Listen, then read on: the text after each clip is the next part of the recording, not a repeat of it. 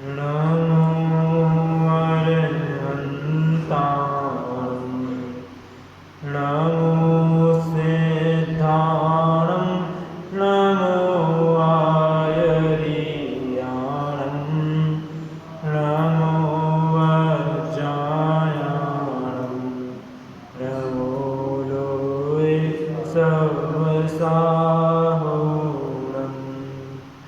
मङ्गलं भगवान् वीरो मङ्गलं गौतमो गणी मङ्गलं कुन्दकुन्दाद्यो जैनधर्मोऽस्तु मङ्गलम् सर्वमङ्गलमाङ्गल्यं सर्वकल्याणकारिकं प्रदानं सर्वधर्माणां जैनं जयतु शासनं जयतु शासनं वन्दितु सर्वसिद्धे ध्रुवमचलमनोभवं गतिं पते वोच्छामि समयपाहुर मेनमोऽसुध केवली गणितम् मङ्गलमय मङ्गलकरन् वीतराग विज्ञान नमो ताहि जाते वै अरहन्तादिमान् परिमंगल करियो महा ग्रंथ करण को काज जाते मिले समाज सब पावे निज पद राज। मोक्ष मार्ग प्रकाशक ग्रंथ आचार्य कल्प पंडित प्रवर पंडित टोडरमल जी द्वारा रचित और इस ग्रंथ में अपनी चर्चा चल रही है 7वें अधिकार में जैन मिथ्या दृष्टियों का विवेचन। इसमें निश्चय राशि मिथ्या दृष्टि जी, जिसके अंतर्गत कल हमने ये देखा था कि जो कर्म और नौकर्म जो हैं वह इस आत्मा के साथ में तादात्म्य संबंध तो नहीं रखते हैं, लेकिन एक क्षेत्र अवधा संबंध जरूर इनके साथ है। तो यहाँ पे और अभद्र स्पष्ट वो पहले शब्द उठाता है कि भैया शास्त्रों में तो कहा है कि कर्म और नौकर्म कैसे हैं, आत्मा से एकदम भिन्न है और अभद्र स्पष्ट है। तो उसका उत्तर यहाँ कहते हैं कि जो कर्म और नौकर्म हैं उन्हें तादात्म्य संबंध की अपेक्षा भिन्न कहा है, लेकिन एक क्षेत्र अवभाव संबंध की अपेक्षा निमित्त नैमित्तिक संबंध की अपेक्षा वह बंधन है उनके साथ अपना। फिर कहा कि और इसी अपेक्षा से, कौन सी अपेक्षा से, कि एक द्रव्य दूसरी द्रव्य रूप नहीं होता, उस अपेक्षा से ये कहा कि वह कैसा है, अबद्ध स्पष्ट है। कौन? कर्म और नौकर्म आत्मा से कैसे हैं, अबद्ध स्पष्ट है। फिर वापस वो कहता है कि ग्रंथों में तो कहा है, क्या कहा है योगसार में, कि भैया बंध और मुक्ति का विकल्प करोगे तो बंध निस्संदेह और ज़्यादा बंध होगा, इसीलिए हमने बंध और मुक्ति का विचारना छोड़ दिया है। तो उसका उत्तर देते हुए पंडित जी ने क्या कहा कि भैया अगर सिर्फ तुम पर्याय दृष्टि से अगर देखोगे तो बंध मुक्त अवस्था को मानोगे। कौन सी अवस्था से? पर्याय दृष्टि से अगर आप देखते हो तो बंध और मुक्त अवस्था है, लेकिन अगर आप द्रव्य स्वभाव को ग्रहण नहीं कर रहे हो, मतलब द्रव्य दृष्टि से अगर आप नहीं देखोगे, तो उन्हें क्या उपदेश दिया कि भैया द्रव्य दृष्टि से देख, द्रव्य स्वभाव को जान, क्योंकि जीव बंधा और मुक्त वो मानता है किससे? द्रव्य दृष्टि के बिना। और द्रव्य दृष्टि के बिना अगर वो अपने को बंध और मुक्त मानता है तो भैया फिर आप अगर बंधता मानोगे ही नहीं तो आप छोड़ोगे, उससे मुक्त होने का उपाय क्या करोगे? और फिर क्या कहा कि भैया जितने जीव मोक्ष गए हैं उन सभी ने मुक्त होने का उपाय किया ना, और मुक्त होने का उपाय जब करोगे तब आपको बंध होगा। जैसे अगर आपको जेल में डाल देंगे, बंधन है तो हम आपको उसका उपाय करें कि हम आपको उसमें से जेल से निकालने का उपाय हम करें, पर लेकिन आप जेल में हो ही नहीं तो हम आपको जेल से निकालने का उपाय क्यों करेंगे? वैसे ही उन्होंने कहा कि भैया अगर आप अपने को बंध रूप मानोगे ही नहीं तो आप मुक्त किससे करोगे? अपने को मुक्त करने से पहले आप बंधन में हो, ये आपको मानना आवश्यक है। फिर उसने कहा कि भैया ऐसे ही अनेक प्रकार से केवल निश्चय न्याय के अभिप्राय से विरुद्ध सिद्धांत करता है। मतलब शास्त्रों में जो बात कही गई है उन्हें वो सिर्फ निश्चय न्याय की अपेक्षा से ही देखता है। व्यवहार में से क्या कहना चाह रहे उस अपेक्षा को वो समझता नहीं है, खाली एक न्याय की अपेक्षा को उसने पकड़ के रखा हुआ है। वो एकांतवादी हो रहा है एक तरीके से, है ना। तो उसके लिए क्या कह रहे हैं, तो वो विरुद्ध सिद्धांत फिर उससे करता है। अब देखिए आगे क्या कह रहे हैं। जिनवाणी में नाना न्यायों की अपेक्षा से कहीं कैसा और कहीं कैसा निरूपण किया गया है। यह अपने अभिप्राय से निश्चय की मुख्यता से जो कथन किया हो उसी को ग्रहण करके मिथ्या दृष्टि को धारण करता है। क्या कह रहे हैं हम?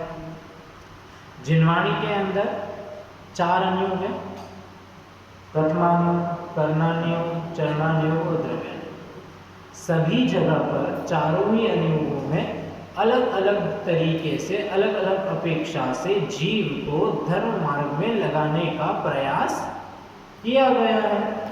पर अगर वो खाली सिर्फ और सिर्फ किसी अनियोग विशेष को या किसी एक अपेक्षा को ही, उस अनियोग में भी किसी एक ही अपेक्षा को अगर वो लेके चलेगा तो वो क्या हो जाएगा?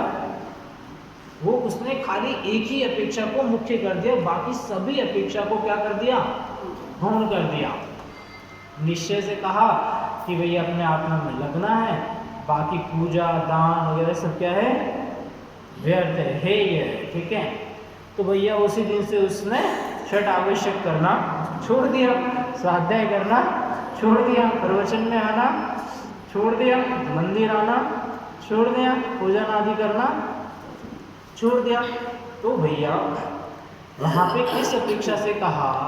निश्चय ने की अपेक्षा से कहा, पर आपको वो अपेक्षा समझनी पड़ेगी कि निश्चय ने ऐसा कहना चाह रहा है कि आप उस व्यवहार में ही नहीं अटक जाना है, आपको यहाँ पर तक आना है।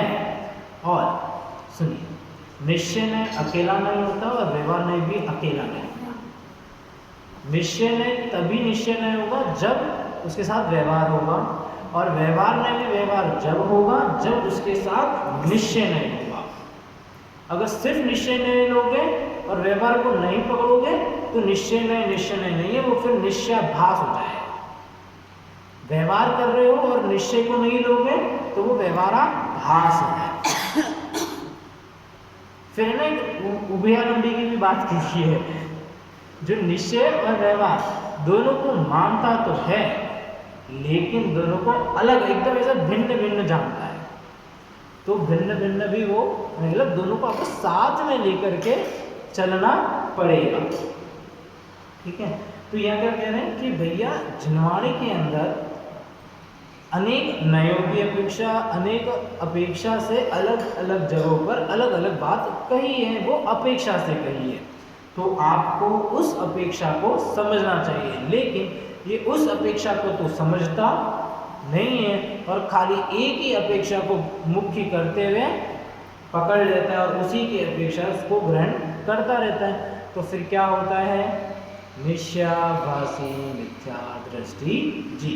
अगर वो व्यवहार में को मुख्य करेगा तो व्यवहाराभासी हो जाएगा, ठीक है, और निश्चय नहीं को अगर मुख्यता करेगा तो निश्चयाभासी मिथ्या दृष्टि जी। आगे क्या कहते हैं? तथा जिनवाणी में तो सम्यक दर्शन ज्ञान चारित्र की एकता होने पर मोक्ष मार्ग कहा है। सम्यक दर्शन ज्ञान चारित्राणी मोक्ष मार्ग हो, तथा सूत्र में लिखा है ना आचार्य उमा स्वामी देव ने प्रथम अध्याय के प्रथम सूत्र में क्या लिखा? मोक्ष मार्ग किसे बताया? सम्यक दर्शन, सम्यक ज्ञान और सम्यक चारित्र की एकता मोक्ष मार्ग है। ये तीनों कोई अलग अलग मोक्ष मार्ग, कि सम्यक दर्शन अलग मोक्ष मार्ग है, सम्यक ज्ञान अलग मोक्ष मार्ग है, सम्यक चरित्र अलग मोक्ष मार्ग है, ऐसा नहीं है। इन तीनों की एकता क्या है? मोक्ष मार्ग है। फिर क्या यहाँ पे लिखा ना, सम्यक दर्शन ज्ञान चरित्र की एकता होने पर मोक्ष मार्ग कहा है। देखो अब ये भूल क्या कर रहा है? सो इसके मतलब किसके? निश्चयाभासी मिथ्या दृष्टि जीव। क्या? सम्यक दर्शन ज्ञान में 7 तत्वों का श्रद्धान और जानना होना चाहिए, तो उनका विचार नहीं है। क्या बोला? सम्यक दर्शन और सम्यक ज्ञान होने के लिए आपको 7 तत्वों का सच्चा श्रद्धान होना आवश्यक है। क्योंकि अगर लिखा है तत्वार्थ श्रद्धानम सम्यक दर्शनम, तो भैया आपको 7 तत्व जो है, प्रयोजनभूत जो 7 तत्व है, उनके प्रति आपको बिल्कुल भी किसी प्रकार की कोई शंका नहीं होनी चाहिए। उसके जो स्वरूप है, जैसा है, वो आपके यहाँ पर स्पष्ट होना चाहिए, तो ही आपको सम्यक दर्शन होगा। अगर आपने जीव को अजीव मान लिया, अजीव को जीव मान लिया, आश्रम को संवर मान लिया, संवर को आश्रम मान लिया, तो भैया सब गड़बड़ है, तो आपको सम्यक दर्शन नहीं होगा। भले ही फिर आप कितनी कोशिश कर लो, आप पूजन दान वगैरह भले मत करो, आप कितना ये मानते रहो अपने आप को भी केवल ज्ञानमय हूँ, मैं तो इन सबसे रहित हूँ, ऐसा सब मानते रहो, पर आपको सम्यक दर्शन नहीं होगा। तो सम्यक दर्शन और सम्यक ज्ञान होने के लिए क्या रहेगा? तत्वार्थ श्रद्धानम सम्यक दर्शन। तो भैया आपको सम्यक दर्शन के लिए 7 तत्वों का यथार्थ स्वरूप आपको पता होना चाहिए। फिर क्या कह रहे हैं? होना चाहिए और उसे जानना भी चाहिए, सच्चा श्रद्धा और उसे जानना चाहिए। सो ये इसका विचार तो बिल्कुल भी करता नहीं है, इसका ध्यान उस 7 तत्वों के प्रति तो जा ही नहीं रहा है। ये तो खाली एक ही जगह देख रहा है बस अपने अंदर, बाकी कोई लेना देना नहीं है। भैया अगर आप देवसास गुरु को नहीं मानोगे, सच्चे देवसास गुरु को, तो सम्यक दर्शन कैसे होगा? आपको उन्हें मानना तो पड़ेगा। आप सच्चे देवसास गुरु को अगर नहीं मानोगे तो सम्यक दर्शन नहीं होगा। वो बात अलग है कि अब उनसे वो निमित्त बने न बने, वह अलग बात है सम्यक दर्शन में। लेकिन सच्चे देवसास गुरु को, उनका स्वरूप को जानना अति आवश्यक है। अगर आपको ये पता ही नहीं है कि भैया सच्चे देव कैसे होते हैं, सच्चे गुरु कैसे होते हैं, सच्चे शास्त्र कैसे होते हैं, तो आपको सम्यक दर्शन नहीं हो सकता, है ना। तो क्या कह रहे हैं भैया? आपको 7 तत्वों का श्रद्धान होना अति आवश्यक है, उनको जानना अति आवश्यक है। सो निश्चयाभासी मिथ्या दृष्टि इनका विचार नहीं करता है।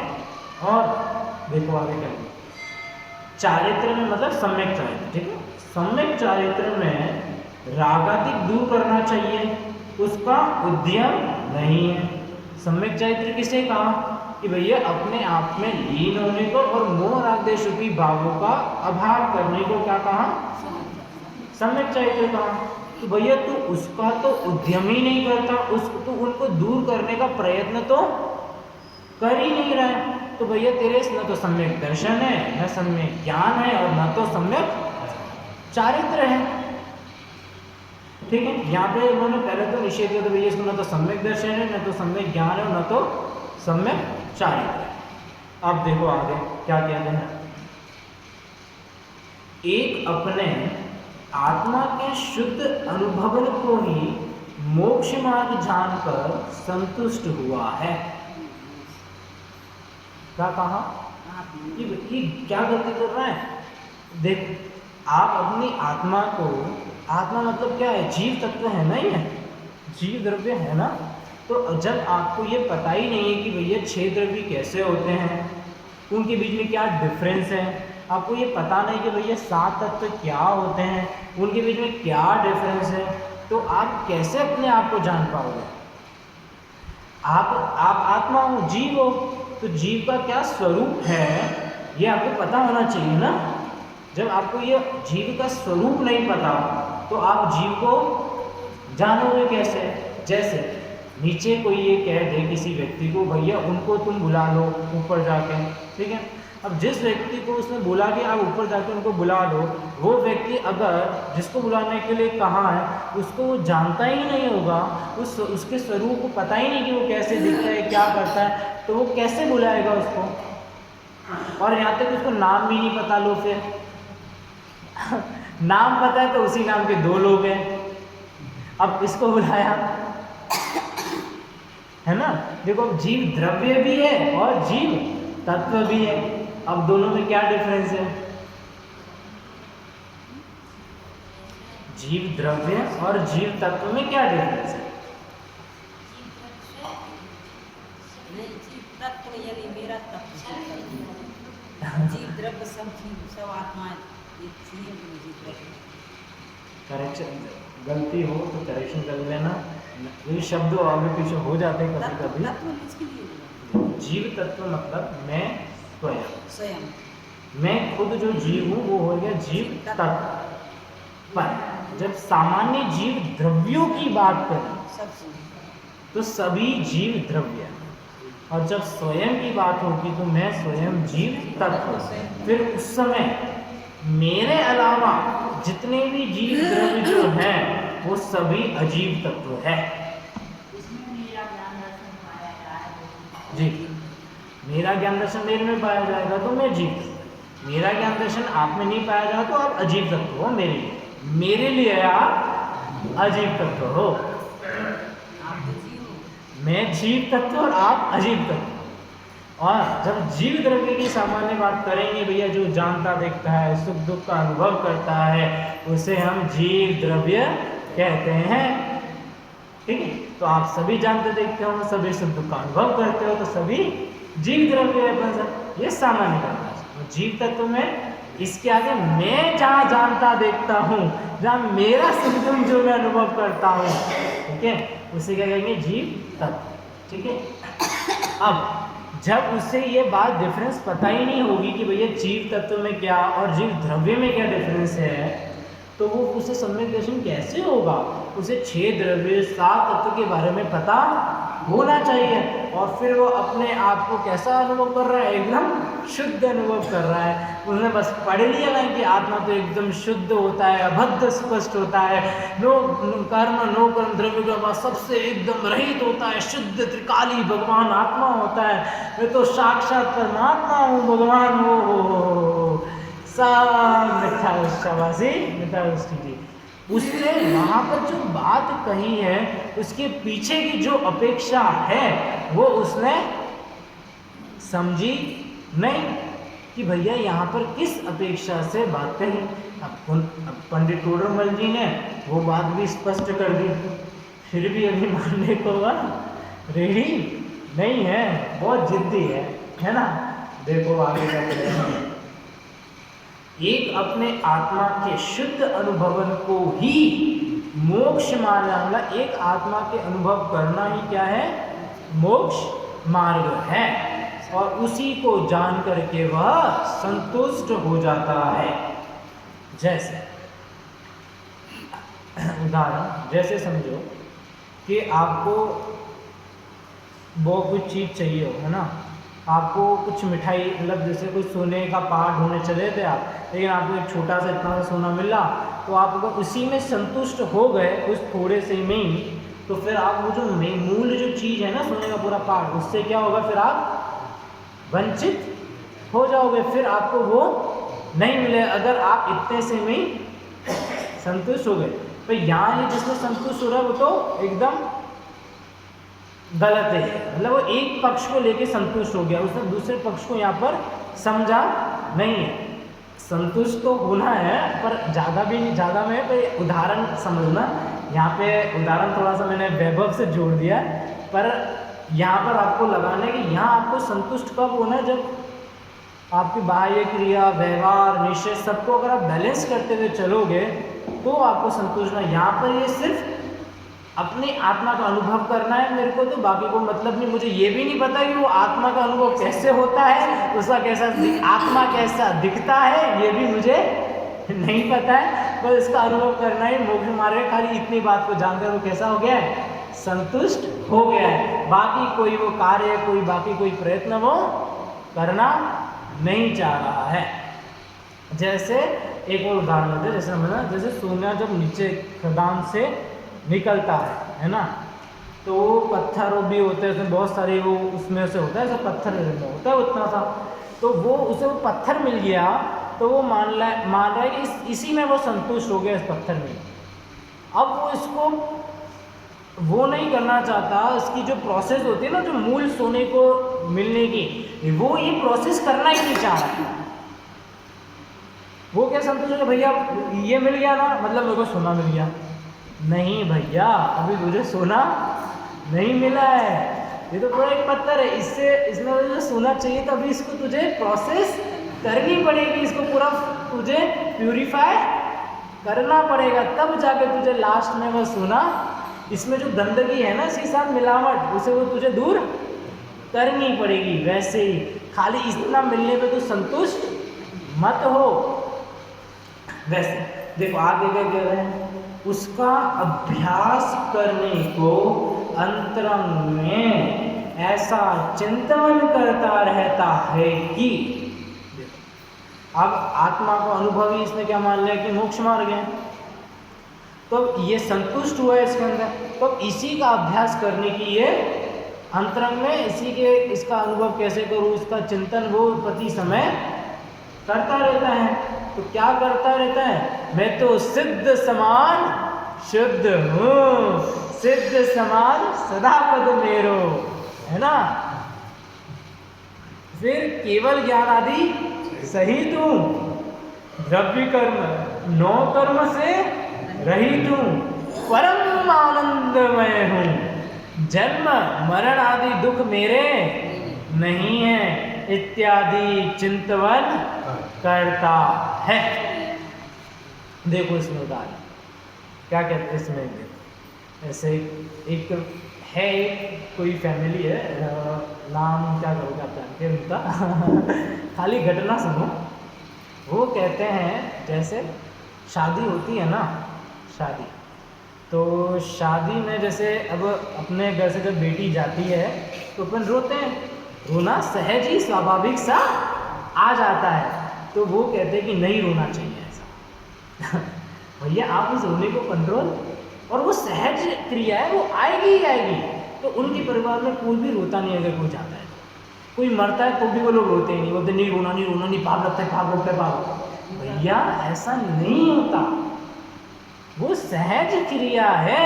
आप वो बोलते नहीं हम तो मुख्य ऊपर नहीं रोते नहीं होते, तो पूरे उस जगह में ऐसी वो हो गई कि भैया मुमुक्षु तो रोते ही नहीं है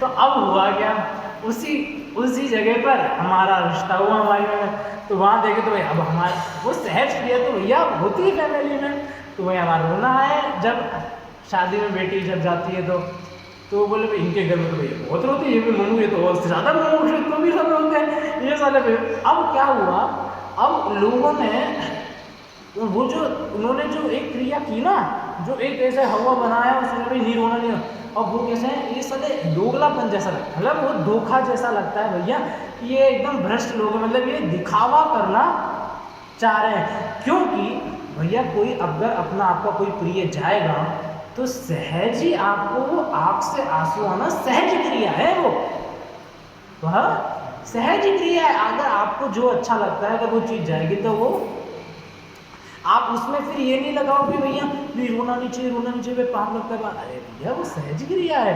तो आप उस क्रिया को धर्म से आप इस तरीके से जोड़ नहीं सकते हो, वो अलग है, ये अलग है। शास्त्रों में लिखा है कि रोना नहीं चाहिए है, वो किस अपेक्षा से लिखा है, वो अपेक्षा आपको समझनी पड़ेगी। आप किसी एक ही अपेक्षा को पकड़ के नहीं रहना है, ये आपका भ्रम है। भूमिका कौन सी है जैसे? हाँ, अब अगर आप ग्रस्त अवस्था में हो तो भैया सारी क्रियाएं होगी, भले ही वह सम्यक दृष्टि जीव ही क्यों नहीं हो। अब भरत चक्रवर्ती है, शाही सम्यक दृष्टि जीव था, अब बताओ वो 6 खंड को जीतने गया या नहीं गया? 96,000 रानियां थी या नहीं थी? थी। भोगे नहीं भोगे उसने सारे 6 खंड का वैभव को उसने भोगा या नहीं भोगा? युद्ध किया या नहीं किया? हाँ, सब किया। तो भैया वो उसकी उस भूमि का अनुसार चौथे गुण स्थान के अकॉर्डिंग वो बात सही है, वो चलेगी। उसे गुस्सा भी आ सकता है, वो क्रोध कर सकता है, क्योंकि अब उसकी एक कषाय चौकड़ी का अभाव हुआ है, अभी 3 कषाय चौकड़ी का तो बाकी है ना भैया। अप्रत्याख्यान, प्रत्याख्यान और संजलन संबंधी क्रोध कषाय, मान कषाय, माया कषाय, लोभ कषाय तो अभी बाकी है। तो उस अकॉर्डिंग उसकी क्रिया हो सकती है, पर उसका जैन धर्म में जो प्रयोजनभूत जो 7 तत्व है उसके प्रति उसका जो शब्दान है, उनका जो स्वरूप है, वह उसे वो एकदम स्पष्ट जानता है, और उनके प्रति उनके उसका एकदम जो शब्दान है वो कैसा एकदम स्पष्ट है, अटल है, एकदम स्पष्ट क्लियर है भैया कि वो शब्दान एकदम पक्का है, दृढ़ शब्दान है उसको। उसे प्रयोजनभूत 7 तत्वों के संबंधी सच्चे देव शास्त्र गुरु के प्रति किसी प्रकार की कोई भी शंका नहीं है कि भैया मैं इन्हें मानूं या ना मानूं, ऐसी कोई शंका नहीं है। देखो आगे यहाँ पूछते हैं, किससे पूछ रहे हैं? निश्चयवासी नित्यादर्शी से पूछेंगे। बहुत चिंतन कर रहा है ना तो अपने आत्मा का कुछ ज्यादा ही कि मैं तू नो कर्म से मैं तो रहित हूँ। हाँ, तो जन्म मरण आदि दुख तो तेरे होते ही नहीं है, तू ऐसा कह रहा है। तो भैया सुन, अब तेरे से हम कुछ पूछते हैं, उसका उत्तर तू दे। क्या अगर यह चिंतन जो तू ये चिंतन कर रहा है ना, अगर यह तेरा चिंतन, यह चिंतन यदि द्रव्य दृष्टि से करता है, क्या कह रहे हैं? द्रव्य दृष्टि से करते हो तो द्रव्य तो मतलब जो जीव द्रव्य हो या जो भी द्रव्य है, द्रव्य मतलब 6 द्रव्य है, सभी द्रव्य हैं शुद्ध और अशुद्ध सर्व पर्यायों का समुदाय है। द्रव्य तो शुद्ध और अशुद्ध पर्यायों का समुदाय है। अभी जैसे मैं जीव द्रव्य हूँ तो मेरे अंदर जो मेरे जो गुण है उनकी शुद्ध पर्याय और अशुद्ध पर्याय दोनों हो रही है ना? तो क्या कह रहे हैं? शुद्ध और अशुद्ध सर्व पर्याय का समुदाय है कोई भी द्रव्य। तो तुम शुद्ध ही अनुभवन किस लिए कर रहे हो?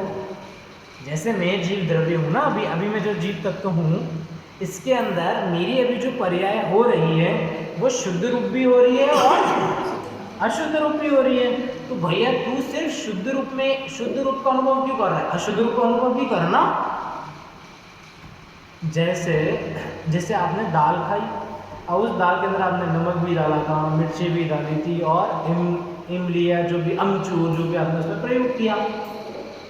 अब बताओ, जब आप उस दाल को खाओगे तो उस समय आप उस अमचूर का भी अनुभवन करोगे, नमक का भी अनुभवन करोगे, मिर्ची का भी अनुभवन करोगे, सबका अनुभवन करोगे, है ना? तो भैया अनुभव करना है तो सबका कर। ऐसा भी करो, नमक का तो मैं कर रहा हूँ और अमचूर को छोड़ दे, अमचूर का मेरे को इंटरेस्ट नहीं आ रहा, अमचूर का रस, ऐसा थोड़ी चलेगा। क्या बोला? ऐसा थोड़ी है। अनुभवन करना है तो शुद्ध और अशुद्ध दोनों रूप है ना, वो द्रव्य दोनों रूप उसकी पर्याय हो रही है। तो भैया दोनों को शुद्ध रूप और अशुद्ध रूप दोनों रूप जानना, एक को ही क्यों ले रहा है? तो पार्शियलिटी हो गई, फिर तो पार्शियलिटी हुई ना, भेदभाव कर रहे हो भैया फिर तो आप। तो देखो क्या, तो शुद्ध ही अनुभवन किस लिए करते हो और पर्याय दृष्टि से करते हो तो तुम्हारे तो वर्तमान अशुद्ध पर्याय है। द्रव्य दृष्टि से तो क्या बोला कि भैया द्रव्य में शुद्ध और अशुद्ध पर्याय दोनों रूप है, तो तुम सिर्फ शुद्ध अनुभवन क्यों करते हो, अशुद्ध रूप भी तुम्हें करना चाहिए। अब पर्याय दृष्टि से देखो क्या है। अब कह रहे अगर तुम द्रव्य दृष्टि से नहीं करते ना अनुभवन, चलो ठीक है, अब तुम पर्याय दृष्टि से अनुभवन कर रहे हो ना, तो पर्याय दृष्टि से तो भैया अगर तुम करते हो चिंतवन या अनुभवन, तो भैया वर्तमान में तुम्हारे अशुद्ध पर्याय है, सामने दिख रहा है प्रत्यक्ष में कि तुम्हारे जो पर्याय हो रही है सब कैसी है, अशुद्ध रूप परिणमन हो रही है। तो फिर तो तुम अपने को शुद्ध कैसे मान रहे हो कि भैया मैं तो एकदम शुद्ध आत्मा हूँ, कर्मों कर्म से रहित, तो तुम कैसे मान रहे हो? फिर या तो जीव जो भी देखेगा या तो द्रव्य दृष्टि से देखेगा या तो पर्याय दृष्टि से देखेगा। अगर तुम द्रव्य दृष्टि से देखते हो तो उसका निराकरण किया, अगर तुम पर्याय दृष्टि से करते देखते हो तो उसका भी निराकरण कर दिया पंडित जी ने। अब देखो आगे क्या, पर्याय दृष्टि से अगर चिंतन करते हो तो क्या कहा, तो तुम्हारी वर्तमान में अशुद्ध पर्याय है, तो फिर तुम अपने को शुद्ध कैसे अनुभव करोगे? भैया मैं तो शुद्ध हूँ, ठीक है। अब देखो मतलब तुम शुद्ध नहीं मान सकते हम तुम अपने को, फिर उस समय तुम्हें अशुद्ध मानना पड़ेगा, उस समय तुम्हें अशुद्ध का तुम्हें अनुभवन होना चाहिए, तुम शुद्ध का अनुभव नहीं कर सकते। अब देखो आगे क्या कहते हैं, तथा यदि शक्ति अपेक्षा शुद्ध मानते हो तो, देखो क्या कह रहे हैं, शक्ति अपेक्षा से अगर तुम अपने को शुद्ध मानते हो तो मैं ऐसा होने योग्य हूँ, ऐसा मानो कि हाँ मैं ऐसा होऊंगा, मैं ऐसा हो सकता हूँ, ऐसा मानो, मैं ऐसा हूँ, ऐसा क्यों मानते हो?